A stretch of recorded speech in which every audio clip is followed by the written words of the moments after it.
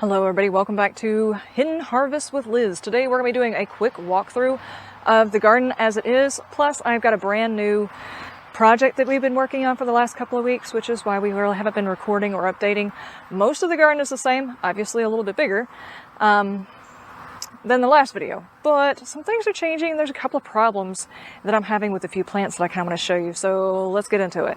Overall, I would say the garden is actually looking quite lovely. There's a whole lot of greenery going on. There's a whole lot of plants that are starting to produce, put on buds. The potatoes are starting to do their thing. The onions are starting to do their thing. The tomatoes are really starting to thrive. So let's bring you in closer. Okay, over here we've got our cherry tomatoes, and on the other side some cherry tomatoes, and on both sides we have our determinate tomatoes, which are actually starting to put on buds, and in the case of the cherry tomatoes are actually starting to put on tomatoes.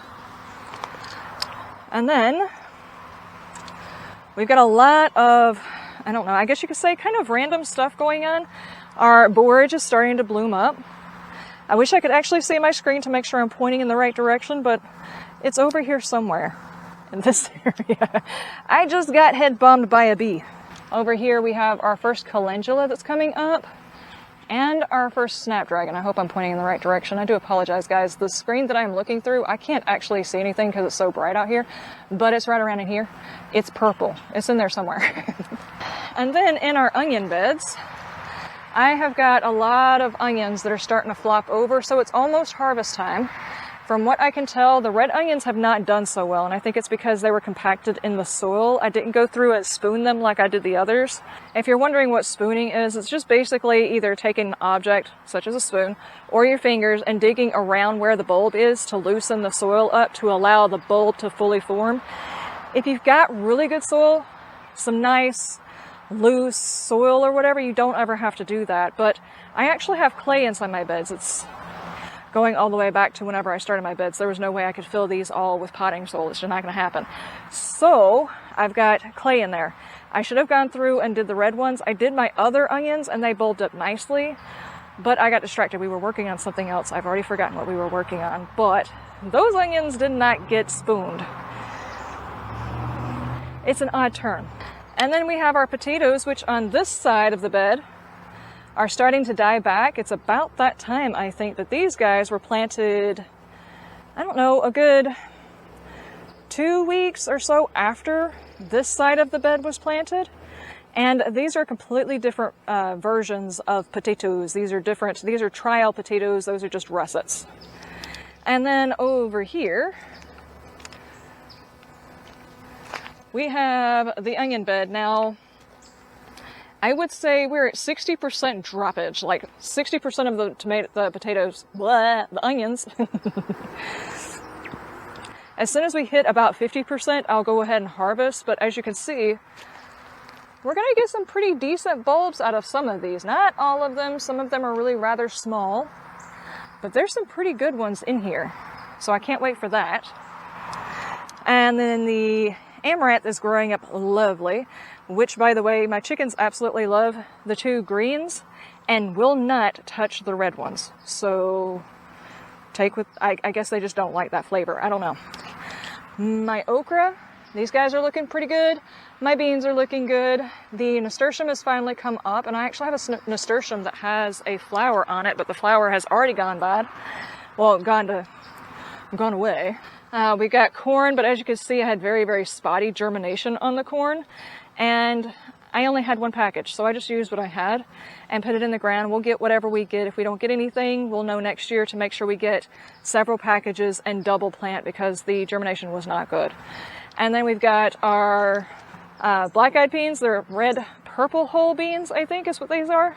And these guys are looking great. They're kind of shadowing out my cantaloupe right here, but I think these guys are going to recover nicely.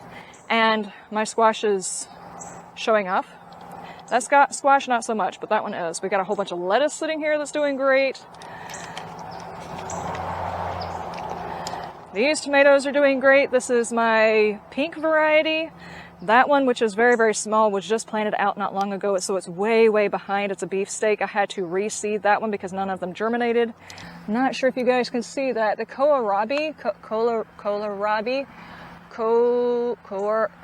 alien eggs, these, are actually producing a bulb, which I'm shocked about because I thought I was planting them in the wrong season. And they did get eaten up by, I guess, cabbage worms. I found a whole bunch of worms on here and I picked them off, and they've been doing okay in recovering. I'm not sure how much longer I can leave these in the ground. It's getting way too hot for them. And look at this. Oh my gosh, I did not realize this thing was blooming. It's a snapdragon.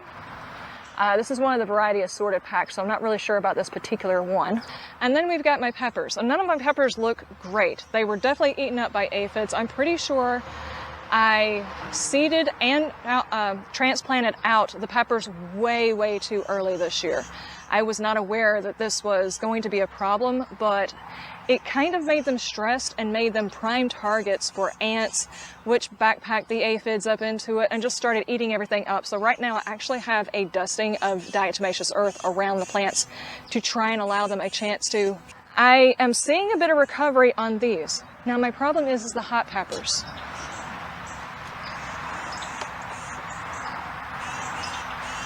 Isn't that about the most pitiful thing you've ever seen?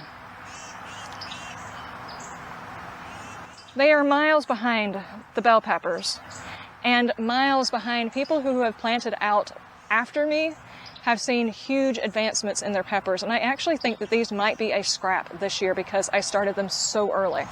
I am thinking what I'm going to have to do is go to a store and get transplants for this year because I really don't see these guys recovering. I got the diatomaceous earth around them as well, but they are so bad off if they don't do a recovery very soon, which they are scheduled for another fertilizing on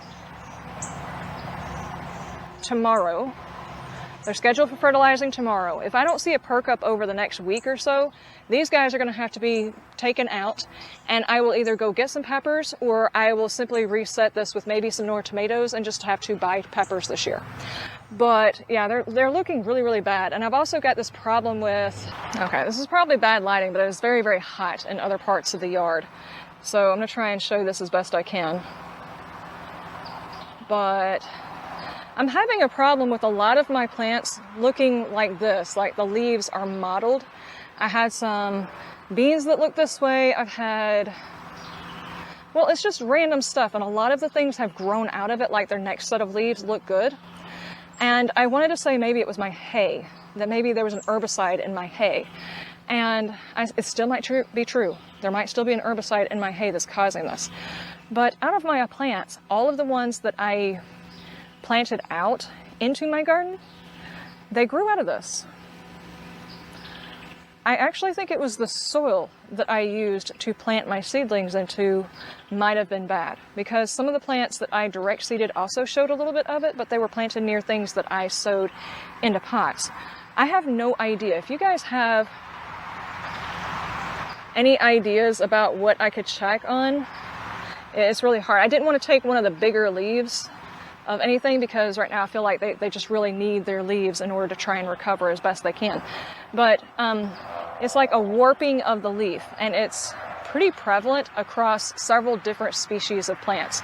But most everything else has grown out of it besides my peppers. My peppers have not grown out of it, and I think they're kind of traumatized. I don't think they're going to recover, which is the reason why I think I'm going to have to reset those.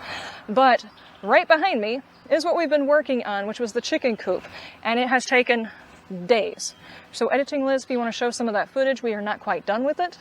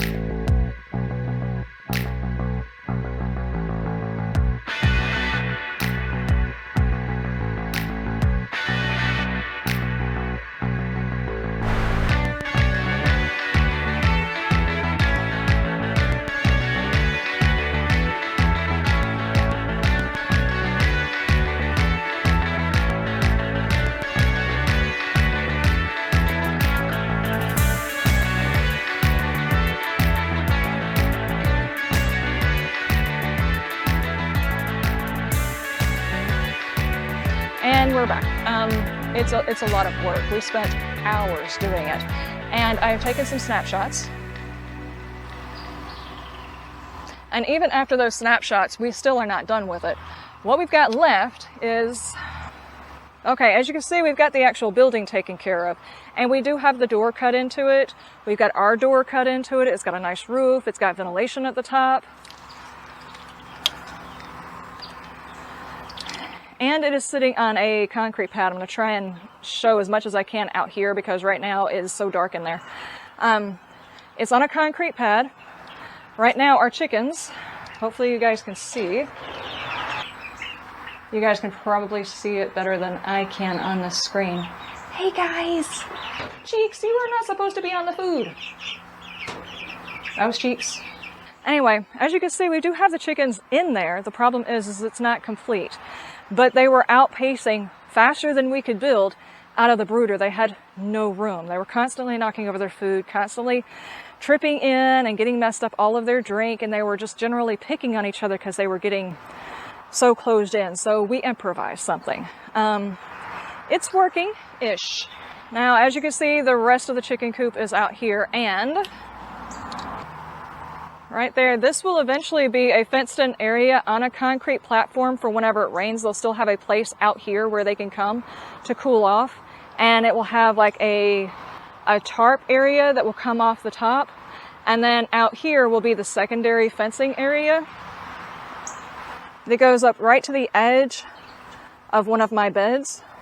So I'm going to put these wood chips over here, but I'm not going to put any boxes down or anything else like that. I'm going to allow the grass in here to grow. What the eventual plan is to take the fence line down and bring it around and bring it back up over near where the orchard is. But right now, as long as we can get this section to give them a little bit of extra room, I will be happy for this year. We only have 10 chickens. This should be plenty of room between that big coop, this outside exterior, and then this whole area should be enough for this year. And once we decide to enlarge the flock, which will likely happen next year, then we'll take the pathway further down and they'll have more room to be here. So that is that part. Okay, and then I think the only thing that has changed other than that is a couple of the plants have like reached maturity, fallen over, things like that. There's not a ton going on in the garden other than just regular everyday growth. I got one strawberry. I have been picking the blooms off of my strawberries. I'll show a picture of that. And that was pretty awesome. It snuck by me. I've been picking off the blooms, but one survived and it was fully ripe. And of course I ate it as quickly as I could, just in case a bug decided it wanted to look at my hand too closely and see I had a fresh strawberry. So we've got that. Now, all of that stuff is done. My garlic is still drying, sadly, because I still need that area for whenever I get the onions out. And I think that was it. We've got more plants coming into the orchard. The orchard is going to have to be shown on a later video. I'm trying really hard to make sure this video gets done before my battery overheats and then eventually shuts off on me. But that's the big thing that we've been working on. Is this thing right here made with scraps from that thing down there and an old building that we found. My husband went and tore it down, and we're using all of the old siding, and we're using wood from the old house that was down here. So 100% recycled material. It's even old fencing from people who have left their property and left fencing on it and didn't want it.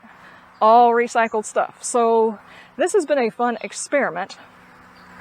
Hopefully we can get it done very, very quickly because I want to be able to get those chickens out into this yard so that they can enjoy some fresh air. Even though they have more room than they had in the brooder, I would really like to give them a yard too. So that's next up on the list.